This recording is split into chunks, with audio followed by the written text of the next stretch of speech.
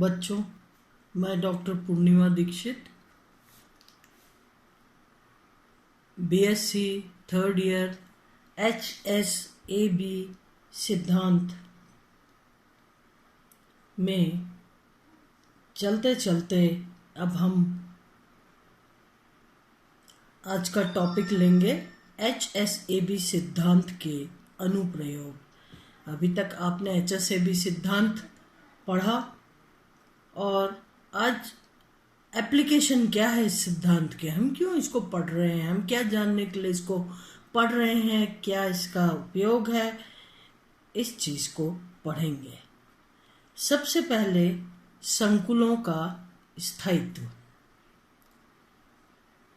इस सिद्धांत से हमको पता चलता है कौन से संकुल स्थायी होंगे और कौन से अस्थायी होंगे। संकुलों का स्थायित्व। कोई भी संकुल ए बी तभी स्थायी होगा जब ए तथा बी दोनों या तो कठोर हों या दोनों मृदु हों। आप पढ़ चुके हैं, परीक्षा में इस तरीके से आता है, जैसे ये अभिक्रिया ये किस दिशा में चलेगी। निश्चित रूप से जिस दिशा में अधिक स्थायी संकुल बनेंगे, क्रिया उस दिशा में चलेगी।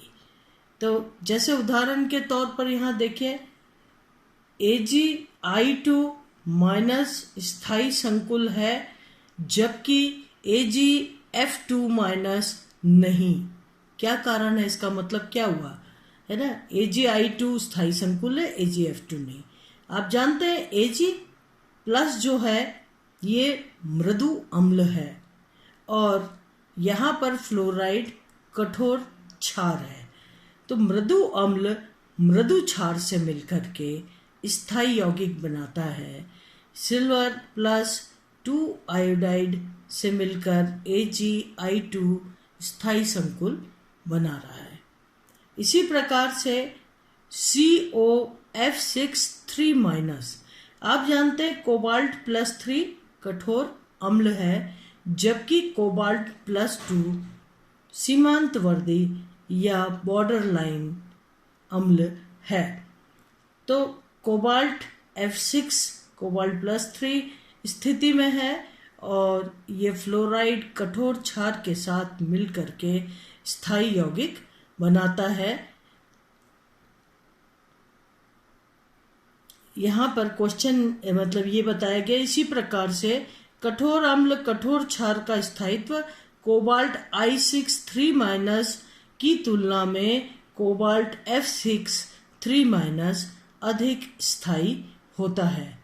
कैडमियम Cd2+, कैडमियम NH3 के साथ मिलकर के, आप जानते हैं कैडमियम 2+ मृदु अम्ल है और ये कठोर क्षार के साथ मिलकर के स्थायी यौगिक नहीं बनाएगा और कैडमियम NH3 2+ यानी कैडमियम 2+ स्थिति में है, ये मृदु अम्ल है और NH3 कठोर क्षार है से कैडमियम CN4 2- अधिक स्थायी होता है। डेफिनेटली कैडमियम 2+ स्थिति में है, ये मृदु अम्ल है और साइनाइड CN- जो है ये मृदु क्षार है। तो मृदु अम्ल मृदु क्षार से मिलकर के अधिक स्थायी यौगिक बनाते हैं। आपने सहजीविता सिम्बियोसिस पढ़ा।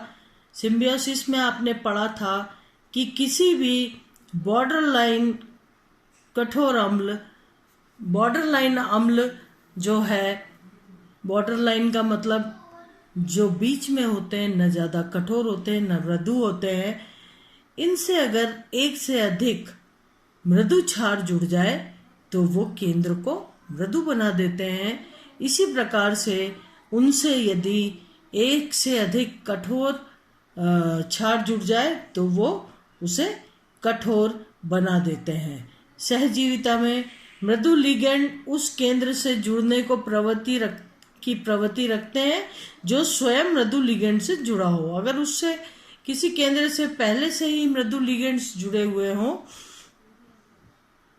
तो आने वाला मृदु लिगेंड उस मृदु अम्ल से मिलकर के स्थायी यौगिक बनाएगा या उससे जुड़ने की प्रवृत्ति रखेगा, जबकि यदि उस केंद्र से एक से अधिक कठोर क्षार जुड़े हुए हों तो वो, अगर लिगेंड कठोर है तो वो उस केंद्र को, चूंकि कठोर क्षार एक से अधिक जुड़े हुए हैं, उसे कठोर बना देंगे और आने वाला लिगेंड भी यदि कठोर होगा तो उसी से जुड़ने को वरीयता देगा। जैसे उदाहरण के तौर पर कोबाल्ट CN5F फ्लोराइड। कोबाल्ट एक सीमांतकारी या बॉर्डरलाइन अम्ल है। 5 साइनाइड आयनों की उपस्थिति में कोबाल्ट +2 मृदु हो जाता है और ऐसी कंडीशन में फ्लोराइड आयन से जुड़ने को वरीयता न देकर के कोबाल्ट CN5 आयोडाइड आयन से जुड़ने को वरीयता देगा, क्योंकि फ्लोराइड कठोर क्षार है और आयोडाइड मृदु क्षार है, और इसलिए कोबाल्ट CN5 आयोडाइड से मिल करके अधिक स्थायी यौगिक बनाता है। अगर कोबाल्ट NH3 से जुड़ा हुआ है, 5 NH3 समूह से जुड़ा हुआ है, तो ये सीमावर्ती या बॉर्डर लाइन कोबाल्ट 2+ को 5 NH3 समूह कठोर बना देते हैं, और इसलिए अब ये आयोडाइड से जुड़ने को वरीयता नहीं देगा, बल्कि ये फ्लोराइड से जुड़ने को वरीयता देगा या फ्लोराइड के साथ मिल करके अधिक स्थायी यौगिक बनाएगा। तो यहाँ पर hard and soft acid basis में आप लोगों को ध्यान रखना है कि सदैव कठोर कठोर से जुड़ेगा और मृदु मृदु से जुड़ेगा। साइनाइड और आयोडाइड जो है ये मृदु क्षार हैं, जबकि फ्लोराइड जो है ये कठोर क्षार है। इसी प्रकार से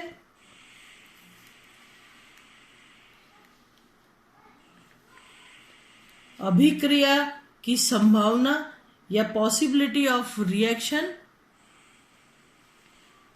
के लिए देखें हम निम्न, तो HACB सिद्धांत के अनुसार lithium iodide plus caesium fluoride, इस चीज को हम पहले भी पढ़ चुके हैं पियर्सन पॉलिंग पैराडॉक्स में। लिथियम आयोडाइड, लिथियम एक धन विद्युती कठोर अम्ल है, आयोडाइड एक मृदु क्षार है। कठोर मृदु और सीजियम फ्लोराइड में सीजियम बहुत अधिक इलेक्ट्रोपॉजिटिव है, या ये मृदु अम्ल है किसकी तुलना में? लिथियम की तुलना में।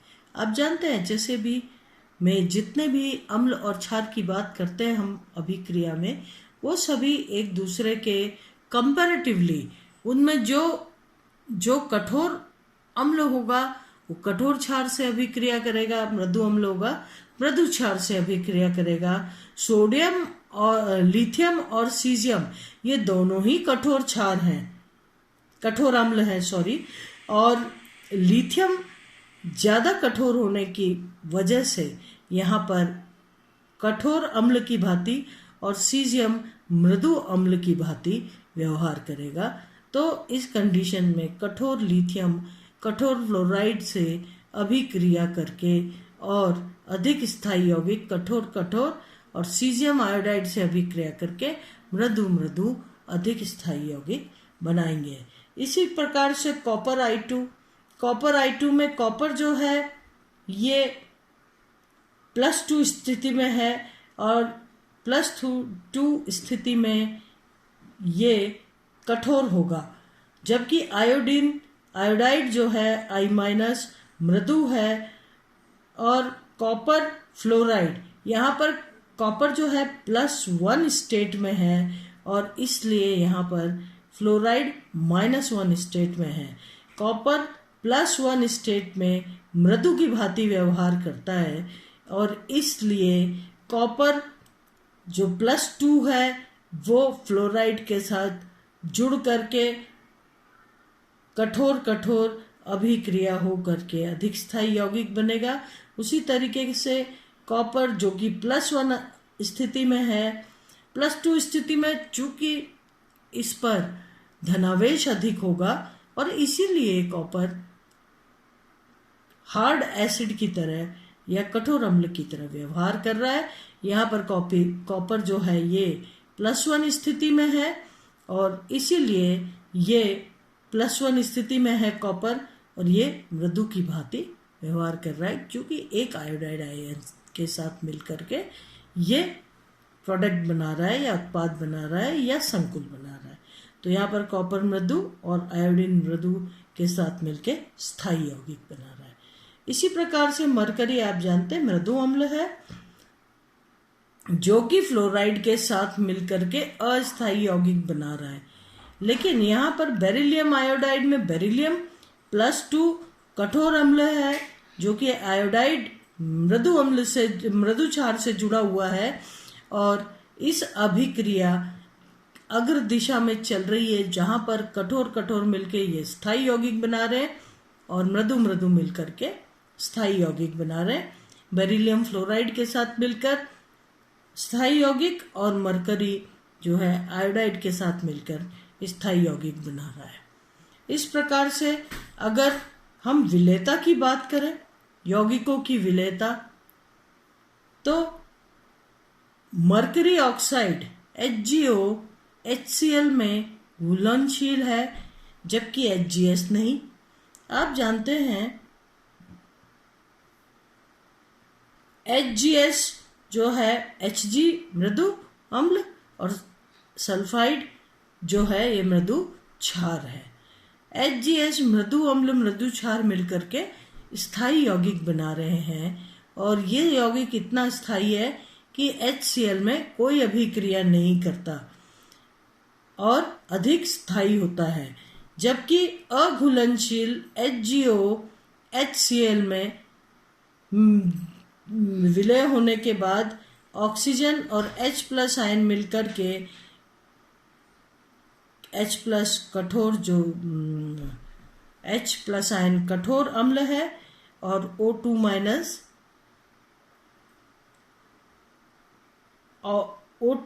के साथ मिलकर के कठोर कठोर अभिक्रिया के पश्चात ये H2O बना रहा है, जबकि Cl मृदु Hg से मिलकर के मृदु मृदु यौगिक यानी स्थायी यौगिक बना रहा है।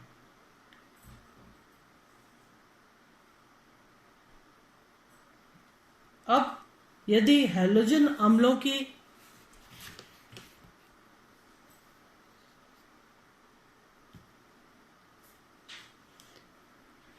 अगर हैलोजन अम्लों की अपेक्षित प्रबलता को देखा जाए, रिलेटिव स्ट्रेंथ, अगर ये अम्ल जितने अधिक वियोजित होंगे उतना ही H+ आयन देंगे। अधिक H+ आयन का देना मतलब अधिक वियोजित होना, जल अपघटन होना और अम्ल जो है वो स्ट्रॉन्ग अम्ल होगा, अधिक H+ आयन देगा।